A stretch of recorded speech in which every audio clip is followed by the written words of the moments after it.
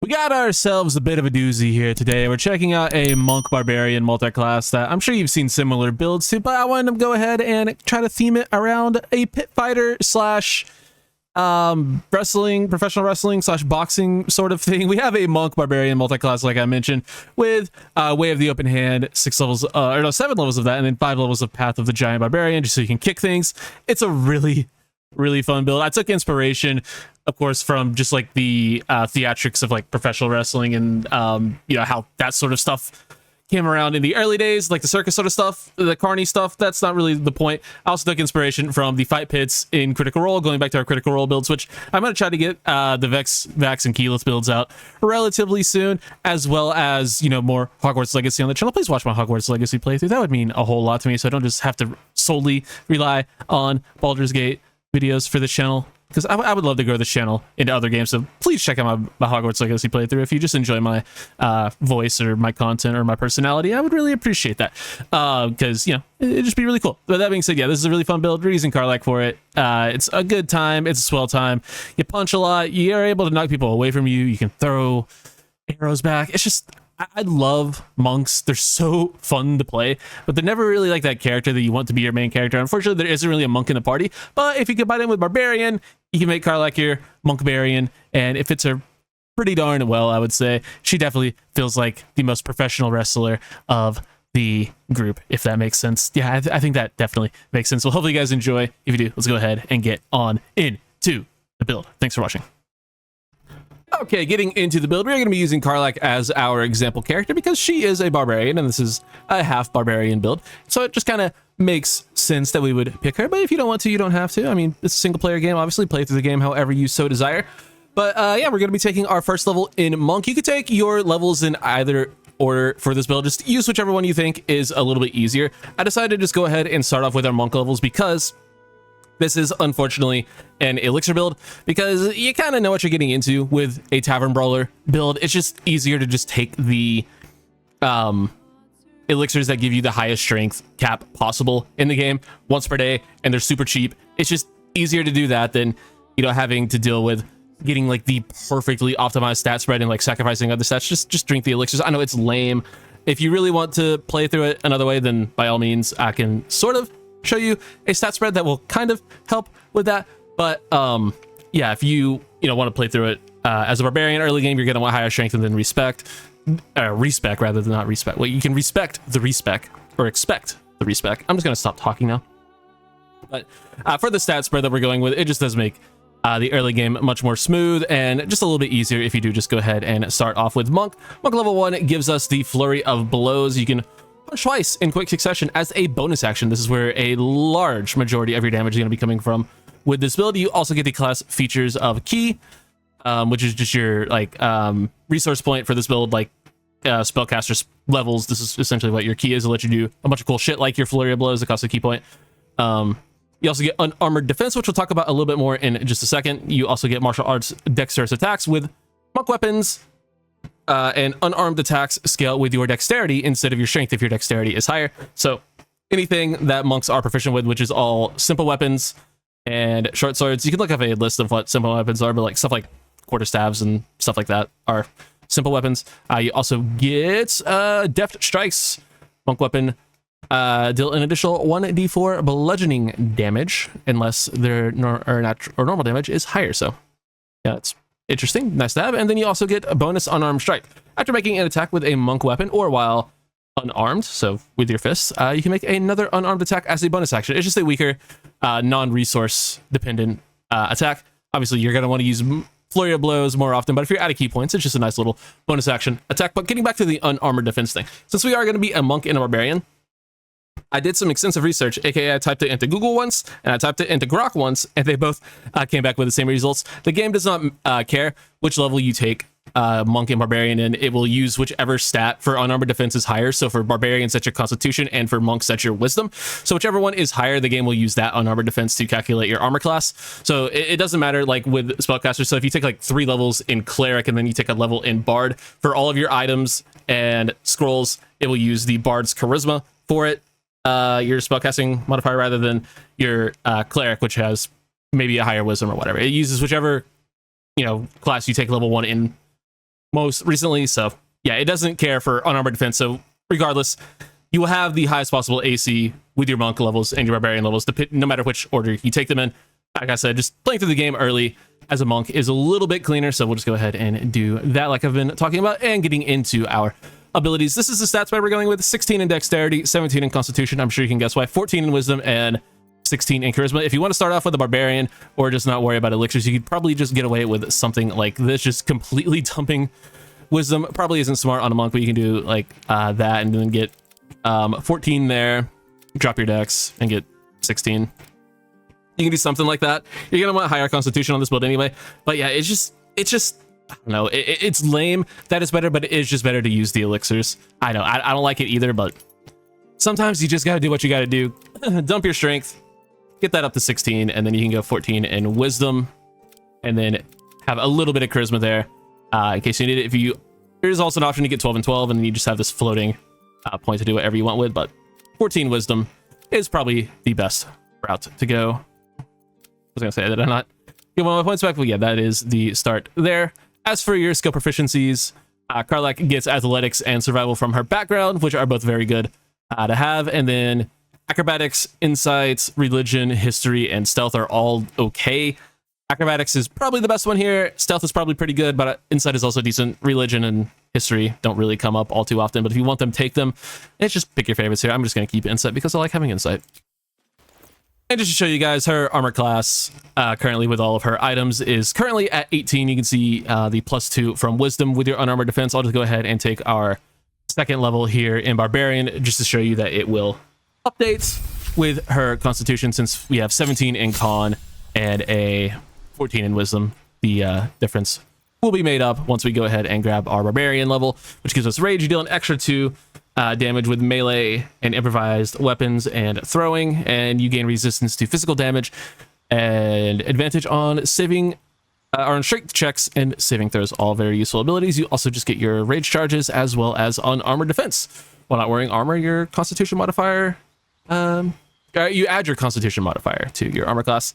Same thing as monk, but instead of wisdom for monks, it is con for barbarians, and it's much easier to get a higher con in this game than it is a higher wisdom. So yeah, we'll go ahead and just close out of that to show you that now she does have the 20 AC +4 from her constitution on armor defense. All right, back into the thing.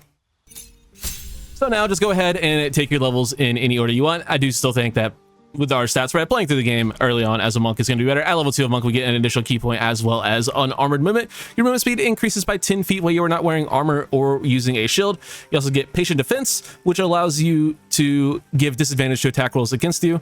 And you have advantage on saving throws. This costs a bonus action and 1 key point. You also get step of the wind dash, which just lets you dash as a bonus action for the cost of a key point. And you also get step of the wind disengage. Same thing. So kind of like the rogue abilities, except instead of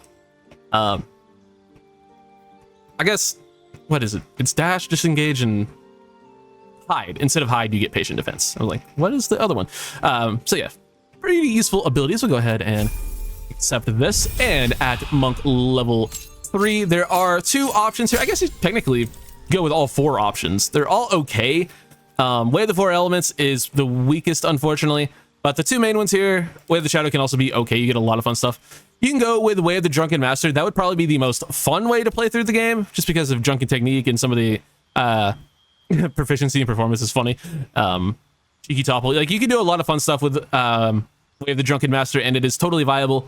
But, I mean, come on, its Way of the Open Hand is just completely busted in terms of raw damage output, so I would probably recommend doing that, but there is certainly something to be said for playing through the game as a Way of the Drunken Master, and just being like a drunken tavern brawler, the tavern brawler, if you will. That's probably a much more interesting build now that I'm thinking about it, but you do have to play the mini game of keeping your making sure you have enough alcohol to, you know, use all of your abilities, and that might be a little bit more annoying than just taking 1 potion and just beating the shit out of everyone with that. Either way, but yeah, we're just gonna go with Way of the Open Hand for simplicity, but Way of the Drunken Master is probably more fun. But you get Flurry of Blows topple, Flurry of Blows stagger, and Flurry of Blows push. You can push people back, you can stagger them so they're unable to take reactions, and then you can topple them, knocking them prone. Just ways to buff better uses for your Flurry of Blows. Just incredibly strong. This is where so much of your damage is going to be coming from. So yeah, you kind of kind of obligated to grab it. At monk level 4, character level 5, we get slow fall. When you fall, you gain resistance to falling damage, and you also get an additional key point, and you will get your first feat at this level. Gee, I wonder which one we're taking. Probably the one that lets us add our strength modifier twice to damage and attack rolls, and also get a bump up of our constitution to 18, which will raise our AC as well as our hit points. And since we're going to be taking a lot of barbarian levels, yeah, we're going to have a really high hit point pool on this character. So yeah, it's Tavern Brawler. It's broken. At monk level 5, we get our extra attack as well as stunning strike melee and stunning strike unarmed. Just lets you potentially stun a target for the cost of key points. So very strong ability. You can give you advantage on attacks. Incredibly powerful. And you also get to attack twice now this turn. It's, yeah, it's just so strong. So many punches, so much damage. And now at this point, you can go ahead and just take your 6th level in monk. But if you're playing through the game, you're probably going to want to veer off and start grabbing more barbarian levels at this point and then come back later. At barbarian level 2, we get reckless attack. Until your next turn, you have advantage on attack rolls, but enemies also have advantage against you. I don't think this works with unarmed attacks, unfortunately, but it's there if you're using weapons or using a staff or whatever. And then you also have danger sense. You sense things aren't as they should be. You have advantage on dexterity saving throws against traps, spells, and surfaces. To gain this benefit, you can't be blinded or incapacitated, which, funnily enough, we'll have a way to get rid of at least one of those statuses with our monk levels here in a moment. But for your barbarian subclass at level 3, you can certainly go with Wild Heart and go with Bear and just become an unbelievable tank. But the more fun option is obviously going with the Giant Barbarian. You walk the path of giants, invoking their elemental might and size by drawing strength from the same primal forces as them. You get your Vaprax Greed. Your carrying capacity is increased by a quarter. That's just useful. And then you also get your Giant's Rage. You enter a rage and increase in size. Your rage damage bonus is doubled on throw attacks. We aren't really going to be making it, but you certainly can. Obviously, we are a maxed out strength Tavern Brawler build, so you can certainly throw to your heart's content whatever you darn well please. You also gain resistance to physical damage and advantage on strength saves and checks. It's just the same as regular rage, but you get bigger and you punch harder, and it's really fun. But the probable better use of your ability there is likely the better, like, mechanical is probably just Bear, Barbarian, Wild Heart, but you know, we don't really care about that. We're here for Giant and we're here for fun. As for your feat at this level, you can do a couple of different things. You can go ahead and bump your constitution up to 20. With items, you can get this to 20 without needing to worry about that. So it's up to you if you want to use the certain item. It is like the late game monk item, so you can respec once you get them. It's the gauntlets. Forget what they're called at the moment, but you can certainly use those.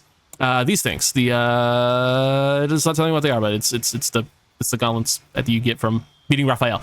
So you get them super late. So if you don't want to take use them to get your con up to 20, you can bump your con up to 20 here, or you can bump your dexterity up to 16. You can take something like alert. It's totally up to you. Since I have the gauntlets and I'm using them for this build in the combat footage, I'm probably just not going to worry about that, and we're going to get like a little bit higher dex for the combat footage. So yeah, do whatever you want to here. It's a free feat. Use whatever you need. You only really need Tavern Brawler, but you do get another one, so it's nice to have. And at Barbarian level 5, we get what we came here for. You don't need to take this level in Barbarian if you don't want to.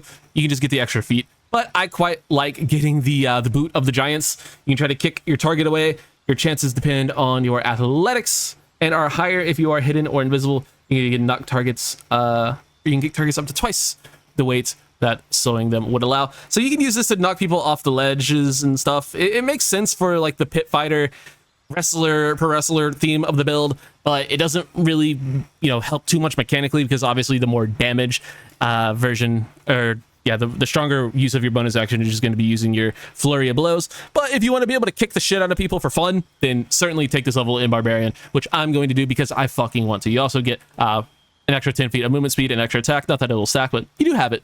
So yeah, there we go with that. And then here, you can go ahead and take Barbarian level 6. I did also test whether or not Elemental Cleaver works on your fists. Unfortunately, it does not. That would be really fucking cool if it did. It would certainly warrant a 6-6 split. But there are a couple things you can do here. I'm going to recommend just taking the next 2 levels in Monk so you can get the feature of Key Empowered Strike. So your attacks will resist non-magical resistances. Yeah, your unarmed attacks count as magical for the purposes of overcoming enemies' resistance and immunity to non-magical attacks. You're probably going to want to take this a lot earlier just because there will be certain enemies you just can't hit, particularly in Act 2. You're probably going to want to grab your 6th level of Monk a lot earlier than this, so make sure you just take it whenever you need it. Then you also get improved unarmored movements, which gives you even more movement speed, and then you get an additional key point, as well as being able to add a d6 of either necrotic, psychic, or radiant damage to every strike you make, as well as wholeness of body, which just allows you to regain half of your key points and give you 15 healing. But it kind of it takes an action, so you know it is a double-edged sword, but it is a very nice ability to have. You can, of course, do some fun things with other classes here. Fighter 2, you all know why. If you want to go ahead and go that route, you certainly can. You can take a couple levels in Cleric because that could be a fun thematic sort of thing to get War Collect levels, but again, you're using your War Priest charge for your bonus action. You can just fucking flurry of blows, so not super necessary. The strongest option here is either 2 levels of Fighter or just taking the last 2 levels in Monk, and I think the best course of action is taking the last 2 levels in Monk. You could even ignore Monk 7 and just get Fighter 1 if you want to take like the defense fighting style and get second wind, so bonus action heal if you ever need it, but it won't be too useful to you. I think just getting the goodies like the extra key point from Monk 7 as well as evasion. Your agility lets you dodge out of the way of certain spells. When a spell effect would deal half damage on a successful dexterity saving throw, it deals no damage if you succeed and only half damage if you did fail. So say someone chunks a fireball at you, if you pass your dexterity save, which would normally just give you half damage, you just take no damage instead. So you can just completely avoid fireballs. Very useful ability. And then even if you do fail your saving throw, you do still take the regular half damage that any other character would get for just passing their saving throw. So either way, you're taking less damage from fireballs, so that's very good. And then your other ability here is Stillness of Mind. If you are charmed or frightened, you automatically cast Stillness of Mind to remove the condition. That helps out with that thing earlier from Barbarian. So that is what I would recommend for their last 2 levels. So let's go ahead and grab that. So what you are getting out of this build is just a fucking punch everyone in the face, get really mad, and kick them Monk. It's really fun. It's just, it's a Monk, it's a Barbarian, 2 of the most fun classes to play. You get all of the goodies of both. So let's go ahead and just hop right into talking about items. I don't even need to do a jump cut here, so we're not going to. For the helmet, I went ahead and grabbed the Horns of the Berserker. You get a +2 bonus to attack rolls when attacking creatures that have already taken damage, which should hopefully be all of them. And the unarmed attack, or unarmed and melee attacks will deal an additional 2 necrotic damage as long as you don't have your full health. If you have not dealt any damage this turn, you take 1d4 necrotic damage at the end of your turn, which can help you get that bonus necrotic damage, or it could just be a little bit unfortunate. It's just a little bit of chip damage if you don't manage to hit anything, but it can also activate itself. Always nice, but yeah, the +2 to attack rolls is just a very good ability to have, but you can always just use anything else. Haste Down will get you through a large majority of the game. Act 1 and Act 2, you won't really need anything else. It's just very, very good. Gives you extra movement speed for 3 turns at the start of combat. The Helmet of Grit is apparently light armor. Never mind, ignore the Helmet of Grit. I did not know it was light armor. So we won't be getting an extra bonus action if we're below 50% hit points. Why is it the only light armor helmet in the game? It has to be. Anyway, another option here could be the Mask of Soul Perception. You get +2 bonus to attack rolls, initiative rolls, and perception checks. I just use this on like every sort of monk build I use, so I didn't really want to do it again, but it is just a little bit better. Just +2 to attack that is non-conditional. Other where the Horns of Berserker is a little bit conditional.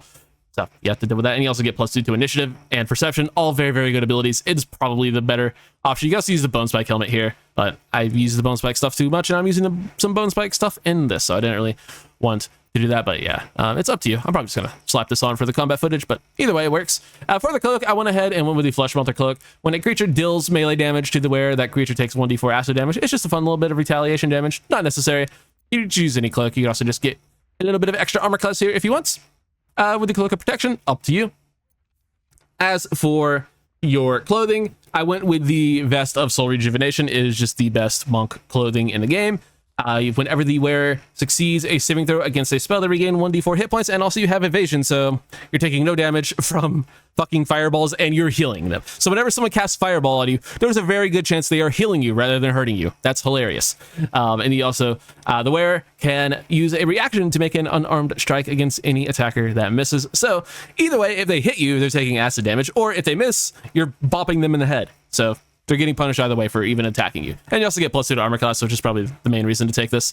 Other options, you can use the Graceful Cloth for some extra dexterity if you want. You can use the Enraging Heart Garb to get up to 20 dex without having, or 20 con rather, without having to worry about the gauntlets. And you can also just use the Bone Spike Garb because, well, it's Bone Spike Garb and it's really good for barbarians, and you reduce all incoming damage by 2, and when the wearer is struck by a melee attack, you deal even more retaliation damage. So yeah, it's completely up to you which one of these you want to use. They're all good. They all have very useful effects, so the world is yours, sir. As for the gloves, I just went ahead and went with the gloves of soul catching.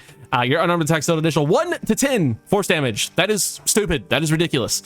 And then once per turn, on an unarmed hit, you regain 10 hit points. Alternatively, you may forego this to gain advantage on attack rolls and saving throws until the end of your next turn. And you also get your +2 to Constitution, so you can, you know, not take that second ability improvement for Con, or if you do want to take that second ability improvement for Constitution, you get up to 20 however you want. You can do whatever you want. You do get these very, very late in the game, though, so play through the game however you want. You know, respect to use that feat however you desire. Other options, there are all sorts of monk gloves in the game that give you extra elemental damage, so you get these all throughout the game, all throughout the acts. I believe these are the earliest ones, and then you get these around the same time, and then these are pretty early on. You get these in Rivington, you get these from Gortash, but you can have extra elemental damage pretty much all throughout the game. Gloves of Crushing, you get a +1 to attack rolls, and then extra 2 bludgeoning damage. Could be useful if you need a little bit of extra damage. And then the Braces of Defense are also useful here to get a little bit of extra AC. Probably what I would recommend using, maybe. If you don't have if you're not using the Flesh Melter Cloak, you just want to max out on AC, you can do something like that, and then fucking there's a 25 AC monk if you want. So up to you though. Use whatever you darn well please. It's not like 22 is bad by any means, but yeah. As for the boots, it's the Bone Spike boots, isn't it? They're just so fucking broken on barbarians. They're so strong. You gain a +1 bonus to armor class and saving throws as long as you are not wearing armor or holding a shield, which we are not. And your jump distance is increased by 5 feet, and you get Brutal Leap, which can knock people prone. They're just so fucking good. Other options, Boots of Speed, Disintegrating Nightwalkers will always be good. I don't really need to talk about them for every build, but I do anyway. You can use the Linebreaker boots. When you dash, you gain Wrath for 2 turns, and we can dash as a bonus action, so you know, that unlocks a whole lot of other items. You can use the Boots of Uninhibited Kushigo. The wearer deals additional damage equal to their wisdom modifier with unarmed strikes. So you can use these. One way that you could get a little bit higher dex or higher wisdom is you could, of course, drop the dex, the second ASI, and pump that into wisdom. You could drop your charisma to 10, go with 15 wisdom, and then wear Khalid's Gift to get a 16 in wisdom. If you want to use that other feat for something else and have lower charisma, there are ways to bump that up if you want. So it's entirely up to you in that regard. So it's just like you're going through a bunch of extra hoops to get like 2 extra damage out of your boots, or like 3 extra damage out of your boots, when you could just use the fucking Broodmother's Revenge and Ring of Regeneration to get extra poison damage. So obviously if you're whoever you're fighting is resistant or immune to poison damage, that won't help you, but I don't know, there's not really a whole lot of great options for Julie for monks, so I just went with this route. But yeah, if you do want to use the Boots of Uninhibited Kushigo for just extra raw damage, you certainly can, and then even more AC, you can get fucking 26 armor monk. I forgot about that. Actually no, it would be the same because this also gives you +1 AC. But yeah, there's a million different ways to, you know, get higher wisdom if you want to use the monk boots. It's up to you. And then for our necklace slot, I do have the Broodmother's Revenge. When the wearer is healed, their weapon, aka their fist, becomes coated in magic. It does an additional 1d6 bonus damage. I'm pretty sure this will work on your fist. If it doesn't, I'm a fucking idiot and ignore everything I'm saying. But I haven't tested it yet, and I'm not going to. This is the one thing I didn't type into Google, so whatever, it's fine. For your necklace, we have the Sentient Amulet. It's the Monk Amulet. It gives you free cast of Shatter as well as Key Restoration, which will just allow you to restore some of your key points once per long rest. You can just use this whenever you need it and unequip the necklace and re-equip it whenever. You can use the Moondrop Pendant. When you're below 50% HP, you don't provoke opportunity attacks, and then you can use something like the Amulet of Misty Step because it's the Amulet of Misty Step. And then we already talked about why Khalid's Gift could be useful, so that's that. As for your rings, we have the Ring of Regeneration to trigger the Broodmother's Revenge. I'm praying this works on unarmed attacks. If it doesn't, whatever. It says their weapon, so I'm assuming it's actually not going to work, and I just did all of that for nothing. So you know what? Let's just lean into it. Here, we'll fucking do that, and then we'll do we'll do this. Yeah. Listen, I wanted to I was gonna use the Boots of Uninhibited Kushigo because I didn't want to use the Bone Spike boots again, but I'm like, fuck it, the Bone Spike boots are just fucking better. And I'd have to, like I said, jump through all those hoops to get 1 extra damage out of our boots. So I was like, not even really worth it. So I'm just, let me use a fucking combo. Let me use that. So whatever, it doesn't matter. You get extra AC this way. And then I also have the Ring of Free Action. So you ignore the effects of difficult terrain, can't be paralyzed or restrained. All very good abilities. You use something like the Ring of Mind Shielding if you're worried about getting charmed. It can be useful late game. The Crusher's Ring can be useful. And then for your bow slot, just, extra initiative, obviously, gonna be strong. And then you can grab one of the haste bows if you want haste. So that's what we have for the build. Kind of fumbled it near the end because I'm real bad at things. I'm like, hey, it says weapon. It doesn't say unarmed attacks. Usually the game is very clear about those two things being different. So whatever, it is what it is. Yeah. Hopefully you guys did end up enjoying my rambling and my not smartness, my stupidity, if you will. And yeah, this is a fun one. It's really cool just to punch shit. I love punching shit. Monks are one of my favorite classes in the game just for that reason. So yeah, try it out. Let me know what you think, and I will catch you all in the next one. Thank you all for watching. Take it easy.